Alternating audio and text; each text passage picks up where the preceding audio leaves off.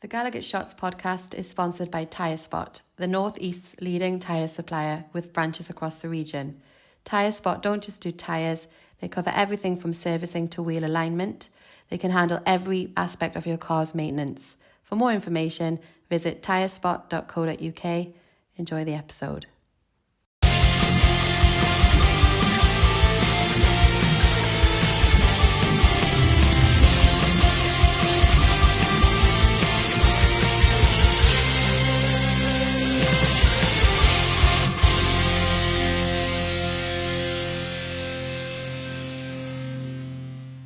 Hi everybody, welcome back to the GallowgateShots YouTube and podcast channel. We are back with another match preview. We're going to put the cups to one side and focus back on the Premier League. Let's not think about the cups if you can until the important one. I mean, there is an FA Cup game to go before that, but the important one's coming up. Unless, of course, you're entering ballots and you're going for tickets and all that, and then, of course, you can think all you want. But actually, no, let's think about the cups. No, it's FA Cup, it's Premier League. This is the match preview for Man City. It's Saturday, the 15th of February, 3 p.m. kickoff at the Etihad. I'm Scott. I'm your host for this one. And this week I'm joined by Matthew and Daryl. Boys, have we got over the cups? Are we still buzzing off the cups? Well and truly on the sauces now. Cups and sauces. Cut some pottery, bants, early doors. But I'm still very much waking up thinking about it every day, to be honest. I think I'm going to be like this for the next 4 weeks. I texted a few God lads help all if the way you go on, Matty. We'll be back here. Yeah, it's gonna be very much living in the memory until that match. But yeah, I was listening to the podcast yesterday, listening to the lads on it Monday night, and obviously them talking about it. It's already making my guts bubble. But it's been great. Very much a contrast in performances between Wednesday and Saturday, but both still quite impressive, I would say. The Birmingham game, we've came through that battered and bruised, but we've still managed to win it. And obviously the night against Arsenal is still going to live along in the memory for years to come. But yeah, over the moon. Can we go that one step further? I bloody hope so. It does feel a bit different this year, doesn't it? But we will see. Anyway, like I said, this one is not for those games. We'll do those ones in due course. This is for the Man City game. They are currently 5th in the league. I would say that's okay, but not for Man City standards. That's pretty poor for them at this point in the season. They're on 41 points. I think they're only there on alphabetical order because they are pretty much equal on us. 12 wins, 5 draws, 7 defeats. That's exactly the same as us. They have scored more goals than us, but they have also conceded more goals than us. And it puts them on exactly the same goal difference as us with plus 13. So I think that puts it as they literally, if I have a tossed a coin or it's alphabetical order, I'm going to guess it alphabetical order at this stage in the league. So they're in 5th, we're in 6th. It's a 5th round playoff basically at the weekend. Winner takes it all, as they say. I've got a few commentator stats to go through before we get started. As always, I strap in, boys. These don't make for good reading, I'll tell you now. We haven't got a good record against Man City. So, here we go. Man City have lost 1 of their last 34 Premier League games against Newcastle with 21 wins and 6 draws. Does anyone know when the last defeat was? Was that Rafa and Matt Ritchie scored? Matt Ritchie scored the penalty. 2-1 at St James's Park in January 2019. I was in Russia when that game was on. I was watching it in Moscow. Yeah. Not be able to do that these days. I will not be able to do that these days. Not at all. There we go. Newcastle have lost their last 15 Premier League away games against Man City, failing to score in any of the last 5.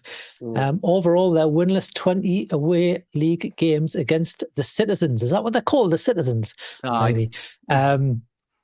Since a 1-0 win at Main Road in September 2000, I'll give 5 bonus points to anyone who can tell us the goal scorer. What are you saying? What game, sorry? 1-0 win at Main Road in September 2000. 1-0 win, Main Road, September. I mean, the obvious answer is Shearer, but they'd probably get a QI klaxon about that. 5 points to Daryl. I thought the way you phrased that was dumb, you did well there, to be fair. Because he did do well. Yeah, it could have been a no prize for guessing. as I've just mentioned, Man City have won their last 15 Premier League home games against Newcastle. Only 3 teams have had longer such winning runs against an opposition team in English top flight. Everton against Fulham between 1961 and 2018. Aston Villa against Sheffield United 1903 to 1921. And Man U against Luton 1955 to 2023, which is still ongoing. So it must just be theirs and ours against City. Man City have scored in each of their last 32 Premier League games against Newcastle, so don't let that influence your predictions at the end. Only 3 teams have had a longer scoring streak against an opposition in English top-flight history. Chelsea against Newcastle, 1933 to 1969. Tottenham against Newcastle, 1922 to 1961. And then Everton against Blackburn, 1925 and 1962. I'll finish on a high and then we'll get started. Newcastle have won each of their last 4 Premier League games on the road. The last time they won 5 in succession was, anyone you know? Alan Shearer. Time ago. Alan Shearer. Well, actually, it was before Shearer. October 1994. The only time we did 5 in a row in the Premier League. So let's hope we can put all that horribleness behind her and break that record and put ourselves on a high. In the words of Yaz, the only way is up. Only way is up, baby. Yeah. Yes. And just for that, Matty, you can tell us all about Man City. How are they doing? Well, what is there to say about Man City that hasn't already been said this season? It's a mystery shrouded in a riddle and all the enigma, whatever it is, that famous saying. Absolutely mental. You do think that they're outdoing themselves in terms of underperforming. They seem to surprise you week to week. Even coming through in the cup the other day, 2-1, against Leyton Orient. Fair play to Leyton Orient, by the way. But for a second there, we believed that they could be going out, and it actually wasn't going to be that crazy. But given the run of form that they've been on, just so up and down, and with the players that they've got, you just find that crazy. With the manager they've got, absolutely crazy. Yes. Everyone will point to that injury for Rodri earlier in the season. It's massively disabled that engine room in the middle of the park. But for me, the money that they've spent, the players that they've got, that should not have hindered them as much as it has. I think that these seasons happen with sides. I think this is under a magnifying glass, under a telescope, because of who they are, what they've done, and who's managing them. Because for me, Pep Guardiola is one of the best to ever do it, the best to ever do it. I know a lot of people have the flip side of the coin. They always say that he's inherited sides, that he's been given like an advantage as soon as he's came in. But I think if you really read into some of the stuff he's done at clubs moving forward, it's absolutely fascinating. He's instilled this winning mentality. Yes, he's had his troubles and stuff, like, Bayern Munich maybe didn't go as well as he would have liked, but for me, he's absolutely amazing. And yes, I know that they have this massive cloud hanging over them with a 100 billion zillion charges that they'll probably get away with. But we still can't undermine how good he is, and that makes it even more surprising how badly they're doing this season. Now, I say that they're doing badly, but they're still fit. I think the end of the day, they're still in with a shout of going forward in the Champions League. They're still in the FA Cup, and I still think they can comfortably, if they get their act together, qualify for the Champions League, but it's certainly not a given. And I think you're going to have to make a little cocktail with what I've just said and put in the fact that Newcastle are having a decent season, maybe above average, I would say. I think we're doing very well. I think I probably would have taken being where we are right now. If you'd have said at the start of the season, come Christmas, you're going to be 6th on level points with an underperforming Man City side, but within a shout of Champions League still, then I would have took that. So it makes for a very intriguing game. Now, you've said all those stats there. Yeah, it's the task is monumental. With what we've won at the City of Manchester Stadium once, and that was in a League Cup game. A game that I think Alan Pardew tried his very best to lose. When you look at the team that he put out, starting to returning Ryan Taylor in centre mid and Rolando Aarons on the right and Armstrong up front. But yeah, we managed to win that game, and it was a good night. But you just would have thought that by now, in that space of time, we would have at least fluked something. I don't even think we've got many draws there, mate. I don't think it's high scoring draws if we've got any. I think, isn't it, as well? Just 3-3 was the last one I remember. But we got that. I think we got that 0-0. But I think I've got a 0-0 in recent memory, and we were happy with that. I might be wrong. I think I'm probably just talking crap there. But yeah, at the end of the day, it's a really hard place to go for anyone, but even more so for Newcastle. But you never know. I think with what's going on with Manchester City, yes, they've spent big in January to sort of shore up their numbers, but I have a positive feeling about that one, this one, but we'll get to it. I haven't been paid for these positive feelings in the past, but I'll try my best to be positive about this one. We're going to pay tonight. No, yeah, Daryl, it's a weird one. We saw only last night that they can definitely be got at, and they're definitely still a bit shaky at the back, even though they have reinforced in January. They brought in, I think, a couple of defenders. It wasn't just the lad that we were after, but they brought in two. And they've spent big, like Matty said, I think it was 120 million they've spent in January, or around that figure, reportedly. So you've got to really, take this game on face value on the Man City that we saw and we've seen. But we can only think of, play the team that's in front of you. And the team that's in front of it at the moment, they're not the team that would have been in front of us last season. Certainly not. And even at the beginning of this season, when we played them previously, it's a team that we could comfortably get something out of. And you think if there's going to be a chance, this is it to get points from Man City. Yeah, as we've already hinted, it's a team that's got its vulnerabilities to it, which is not something you would normally associate with a Pep Guardiola side. We have the threat in ourselves that we can go and cause them damage and hurt them. Proved that in the returning game back at St James's earlier in the season. And, we shouldn't go into this game like we would normally do in the past and fear them, I think. I think we should go into this game thinking that if we can get on an attack, maybe even get an early goal, we can really cause them to have a bit of a panic. And it's, we wouldn't be the only side to have done that to them this season. They just don't seem to be able to dominate as they would normally do. You wouldn't back them to lose games from leads like they have done this season, even including the game last night. I thought when I saw the score was 2-1, I thought, they're high and dry here. It'll be, they'll at least stay out the game and get something from it. And then to turn it on later on and find that they've actually been defeated in injury time was quite a surprise. And a lot of the times, they're trying to search for the answers as to why they're having this problem. And a lot of people have put it down to, like we've said before, the lack of Rodri. It can't just be down to the absence of one single player. There's something fundamentally wrong in the system. And unfortunately for Pep, he's the one that's going to have to try and sort that mess out. And you mentioned there that they have tried to reinforce the squad in January, which are probably the only team in the Premier League that really could do it in that fashion in terms of money. I mean, we certainly couldn't. We thought we were going to, but we couldn't. We had to sell 2 players and still couldn't bring anybody in. Like I say, I think if we can get into this game and hit them early and cause them to panic, and if we can even take an early lead, say, I think we could well set ourselves up to more than definitely get ourselves something from this game, whether it be a point or even, goodness me, the once in a blue moon, no pun intended, win down at Man City.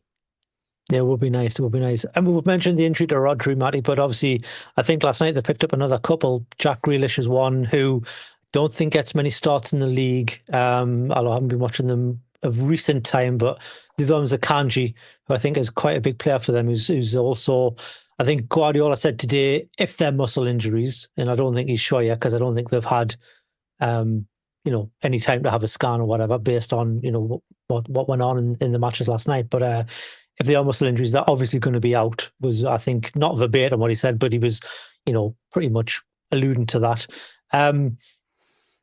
Does it really matter, though, when it comes to City? Because they've just got, other players who can equally hurt you when it comes to that squad, and that, not just the starting 11, but they've got, players on the bench, players in the youth side who can just step up to the plate. Yeah, exactly. I mean, when people used to say, City have put half a team out, they can't put half a team out. I think it's impossible for them to put half a team out. Yeah. But I think now, when they can't rely on the players, or Pep can't rely on the players he wants to at any given moment, right now, this moment in time, it seems to be the effects seem to be magnified that much more. So yeah, I mean, I saw Grealish. Yeah, he went down with a muscle injury, came off for Foden.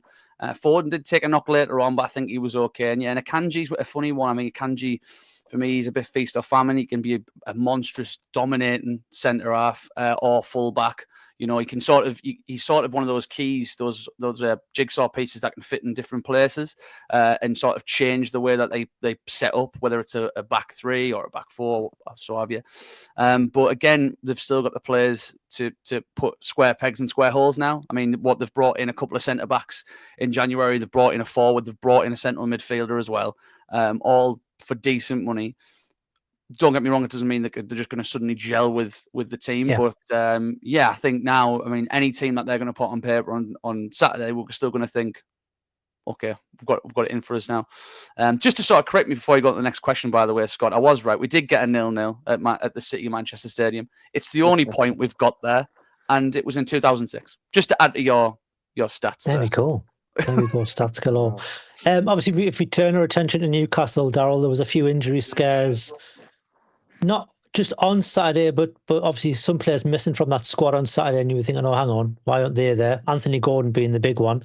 I think Craig Hope's put on Twitter today that they've all avoided major injuries. I think we're talking about Botman, Byrne and Gordon really are the three big ones. Gordon apparently is absolutely fine and will feature. But we are obviously, again, I'm putting this with a massive caveat that we're recording this well before Eddie Howe's press conference, so anything could happen. But Byrne and Botman will be late calls, which is probably the one position where we're most stretched at the moment, and especially against City. But Anthony Gordon's good news because he's one of the players that you want to, keep. And I suppose we can also add to that, he wasn't injured, but Alexander Isak featured for 90 seconds on Saturday. I don't even know why he bothered putting him on, but he did come on.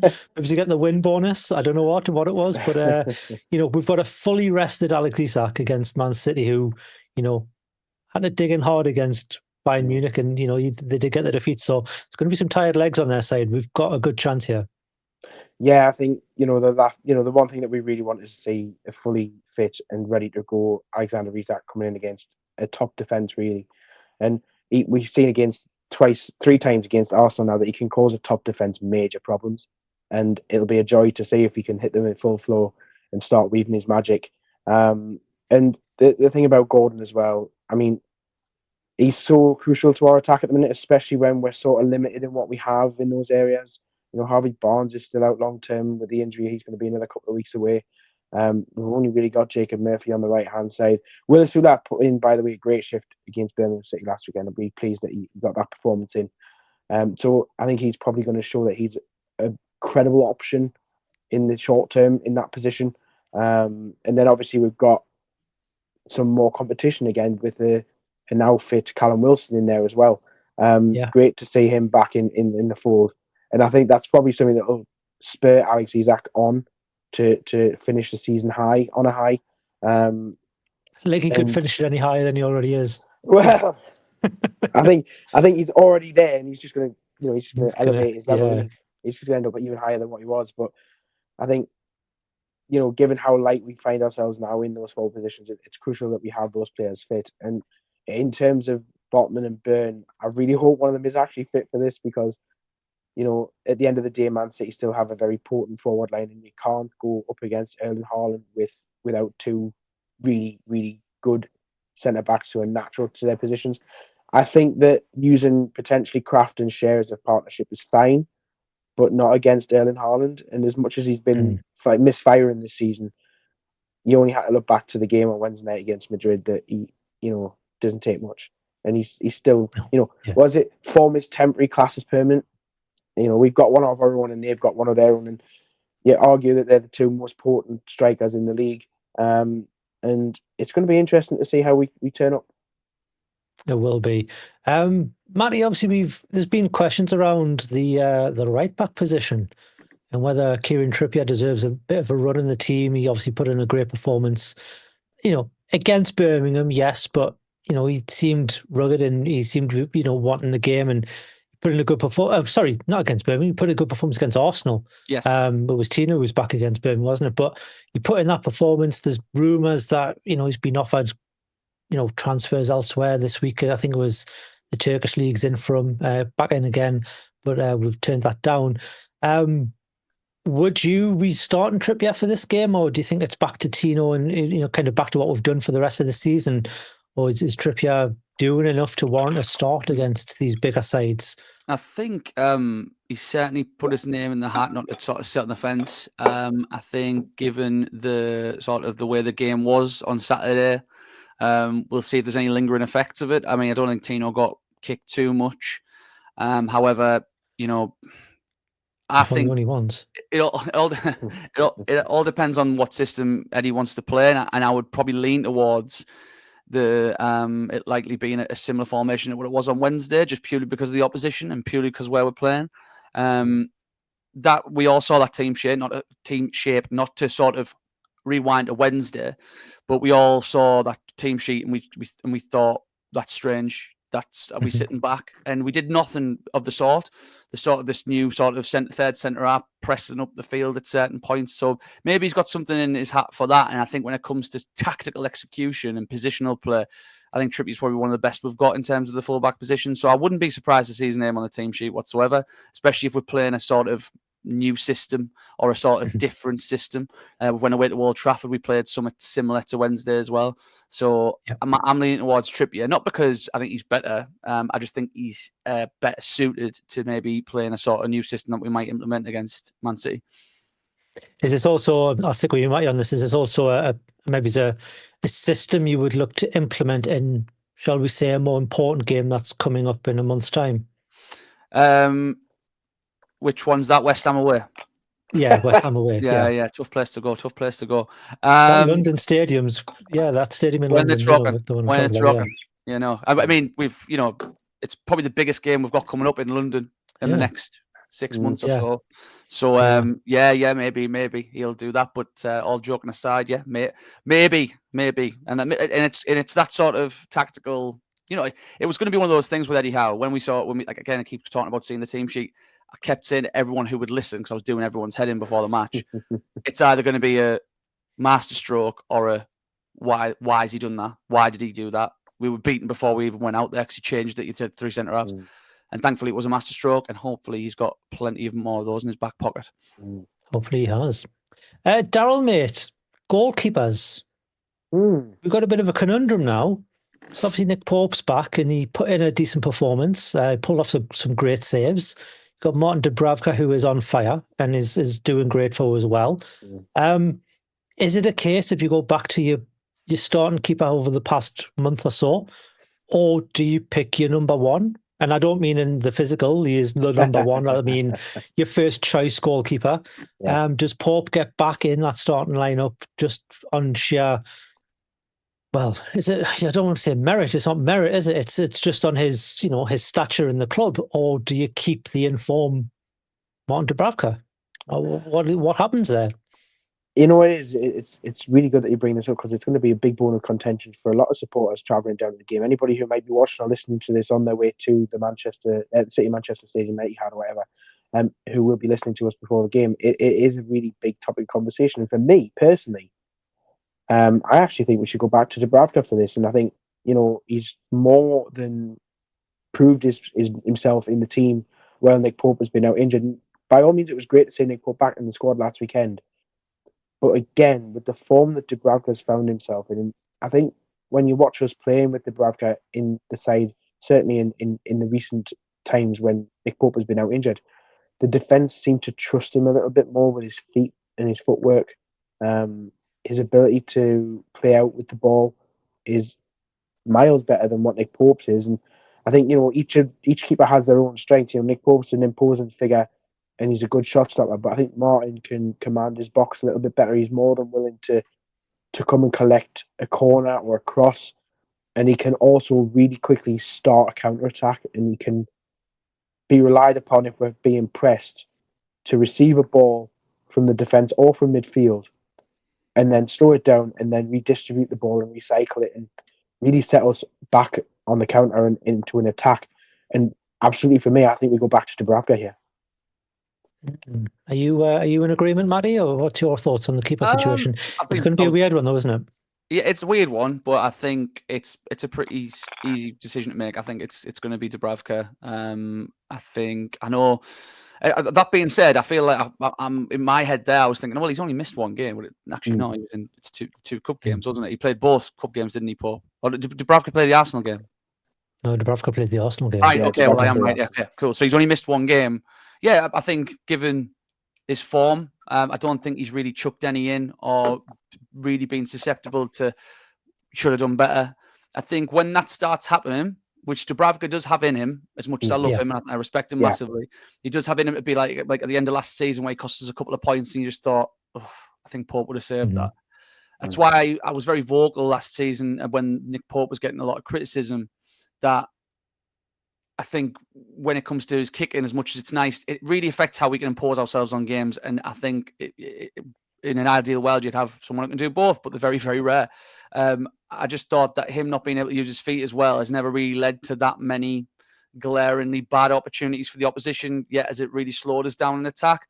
Now, since seeing Dubravka come in, I have maybe sort of retconned that a little bit because I've seen what it's like when Dubravka can maybe pop the balls over their pressing attackers over the full back. Don't get me wrong, he's kicked a few out recently. Again, not having a go at him, but I would say that given his form, I think he deserves to keep his place in these big games until he gives Eddie Howe a reason not to. It's a good sort of conundrum to have again in terms of a couple of keepers. Now we've got the cup final on the horizon, not to talk about that again, but we all know what happened last time with a couple of games to go outside of that. So hopefully, fingers crossed, as long as it's one of them doing the sticks come March, I'm happy with that. But yeah, I think I agree with Daryl. Come Saturday, I think Martin Dubravka's done nothing to warrant losing his place, and it'll be good to have a bit of competition. Yeah. Awesome. Daryl, mate, let's get back to some Premier League refereeing, shall we? You need a jingle for this, man.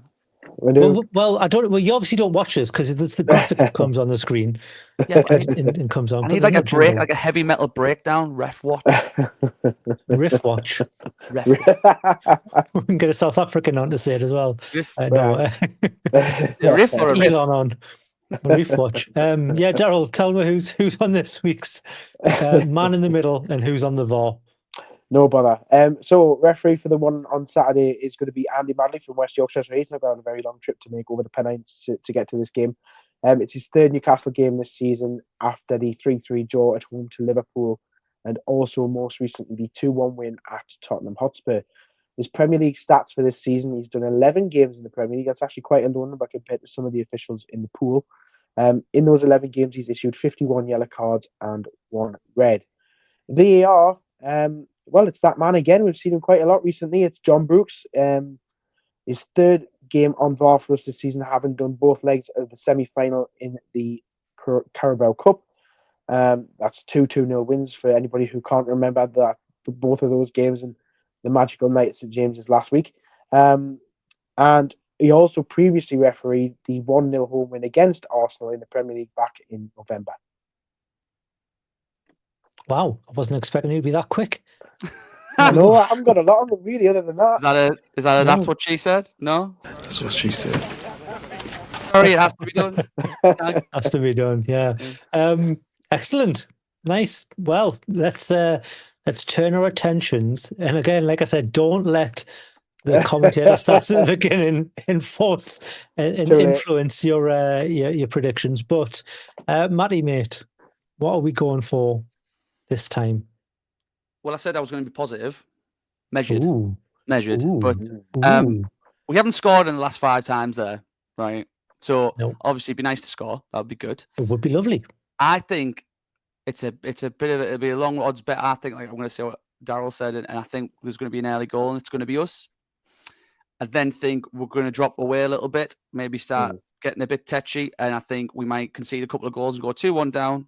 But then it all ends happily by a really decent equaliser and a decent late on performance where we've not snatched a draw. We've gave as good as we got. Earned one. I think the stage is set for us to give a big performance at the Etihad or the City of Manchester Stadium or whatever we want to call it. I think this season it's got that feeling to it. We went to Old Trafford and won there in the league for only the second time and I think our lifetimes. We went to Spurs. I know we beat Spurs quite often, but to bookend it as well with an away win at Spurs. I I just have this feeling, City aren't playing well. Them two sides haven't been playing well, and we've managed to capitalise on it. So let's go for the trilogy. I'm going to say 2-2, but it's not beyond the realms of possibility that we could get all 3 points here. But I guess let's start with the first point since 2006, which would be our third point of all time there. But we'll see. I'm going to go 2-2, but he's hoping for more. Wow, there we go. Daryl, mate. Are you as confident as Matty? I never thought I'd say that, but are you as confident as Matty? Well, I actually wonder how much. No, I am right in thinking that game against Madrid has a second leg coming up, like next week or something. It does in the next midweek. Next midweek. That's not the right words. My thought on that is my thought is on how much of an eye they'll have on that game, and how much they will on us. It's massive. So I think we might see some sort of changed Man City side.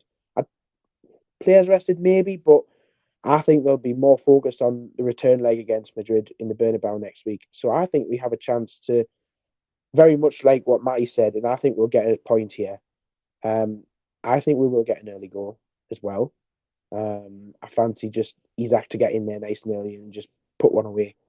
I do then think that, because my head has it that we have this problem down there where we can't win league games there. I think it'll end 1-1, but I'd be very happy. And if you have anybody who's offered a point right now should say yes, and they should snap your hands off. So I think we'll get a 1-1 draw. Nice. What about you? Nice. What about me? Nice. I was going to go for a 2-2 draw, actually, if I'm being honest. But I'm not going to copy notes. I'm going to go 1-up on that. I'll go for a 2-1 win. I think if we get at them, and I think if we pressure them, from what we saw last night, that defence can crumble a little bit. And I think if we can apply the same pressure on that defence like we applied on Arsenal, like we applied on Birmingham, like we applied on so many teams this season, I think we can cause them to make mistakes. And I think by doing that, if we've got the energy to do that, which we should have, we've got no excuse why we shouldn't. And I think after the midweek game, and like Daryl said, having one eye on the next midweek game, as I so nicely put it, I think we can get a couple of goals. And I think our defence, providing, and this is how a big caveat on Bruno Botman being fit, and I do think that has a lot to do with it, because I think we have to stick one of them on Haaland and just not let them go. If we play that man marking like what we kind of did against Arsenal, what seen Fabian Schär, we so high up the pitch, he was getting nosebleeds, but it led to the goal from Gordon. I think we could do a very similar performance and a very similar tactic against Arsenal and against City that we did against Arsenal. So I'm going to go 2-1. I mean, Isak's going to get a goal. You cannot not say he's not. And I think Tonali will get a cheeky winner right at the depths. We'll be going home with 3 points. So nice. We'll go for that. Well, that'd be lovely. It'd be lovely, wouldn't it? Wouldn't it be lovely? Wouldn't it be lovely? I mean, if you watched that game last night, City were wide open at the back at the opening of the first half, and obviously all over the place in the second at the end of the second half. I think you make that exchange of passes between like a Gordon and an Isak and maybe a Bruno, and hopefully you can exploit those spaces. Because I think they'll want to really impose themselves. And I think that's what they tried to do against Real Madrid. They were like, we're going to take this game by the scruff of the neck. And it started off a bit end to end, and hopefully, if that happens, we can take advantage of it. But it's just what happens in the spaces in between. But and I think that's where if we've got Trippier on the pitch, he's one of the players that can play a pass through that and find a Gordon or an Isak or a Murphy or even a Bruno who'll be lingering up there as well. We haven't talked about the middle of the pitch at all really today, but there's obviously the question mark over Joe Linton still being out and who fits in there. But in this sort of game, we'll see what happens. But if you've been watching this and you've enjoyed it, let me know. Go in the comments, leave us some feedback. Let me know what your prediction's going to be. If you're a Man City fan, You're probably not enjoying this season, but let me know what you think how this game's going to go. Do you prioritise the Champions League now? Have you written off the season? Because I don't think you've got any chance of winning the league at the minute. I think that's Liverpool's done and dusted. If they win, is it tonight they play Everton? Yep. Yeah, they're playing tonight. Yeah. We're recording this on Wednesday, by the way. Obviously, you'll be watching this not. They're going, they played last night. So yeah, I think if Liverpool beat Everton, I think that's probably the league done and dusted from a. It's not on paper, but I think it is in that respect. So Champions League's probably your one big thing now you've got left. So you'll probably be prioritising that as a fan. So do you care about this game at all? Is this just a flash in the pan now? Do you not really care about the league? Obviously, you've got to qualify for Champions League next season. So let me know in the comments. Let me know your predictions. While you're down there, if you want to see more of our videos, hit the subscribe button, hit the notification bell, give us a thumbs up. I'll put this video on more fans' feeds as well. And if you just want to go one step further, we do have a membership program. It's $2.99 a month. That gets you early access to videos like this one, as well as exclusive access and early access to podcasts and videos throughout the season. Boys, this is the first of 3 stinkers. Well, it could be potentially not. They could be great, but they're pretty tough. Let's just hope, and all I hope for is that we can come out at the end of this with no injuries, and at least a couple of points. But I'll take 3 or 4. I think that's. I don't think you can ask for much more, can you? No. Not at all. But I'd definitely take 2. I'd definitely take 2. But take 2. Yeah, we've got it in us to. I mean, Forest. We went to Forest and we could get 6. We could get 9. Liverpool again. We're going to. It's 2 fixtures. It's very intriguing in terms of place we never win at. In the middle, you're meeting your sandwiches. Is it Forest next after that? Forest in the middle, yeah. Your meeting your sandwich is a team that an old flame came and battered us on Boxing Day last season, so we need to put that right. A team that we've went there having a hugely amazing season, and we've went to theirs and absolutely battered them. And then you've bookended that. The other bit of bread is a place that we never win at. So it's a practice round for a more important game coming up. There's little stories. It's a trilogy. A trilogy of stinkers. Yeah. A new stinker. The Stinker Strikes Back. Return of the Stinker. It's going to be proper good stuff. But hopefully, happy endings and all that. You come out smelling of roses. Ask one question before we come off this, by the way. Who do you think's going to start in midfield next to Tonali and Bruno? Because obviously Joe Linton's probably not going to be fit. It's a shame because you really need him in these type of games. But do you think I would normally have said Longstaff, but given his performance at the weekend, I think it'll be Willock. Yeah, I think he'll be because he had such a good performance. Or none of them if he plays the back 5, snazzy formation. Unless it's there's the 5 or the 2 in the middle, then I think questions we can only ask. If you've got answers, put them in the comments, baby. Yeah, Eddie, if you're watching, let me know. He's a fan. I know he is. Text us. Yeah, just text us. Yeah. Anyway, we will see us all in the next one. We will be available for all the previews coming up. Although I'm not available for one of them, so that was a lie straight off the bat. But anyway, we will be back. The channel will be back. I might not be around for all of them, but I will be around for most of them. We all will be. But we will see us all coming up. Enjoy the games.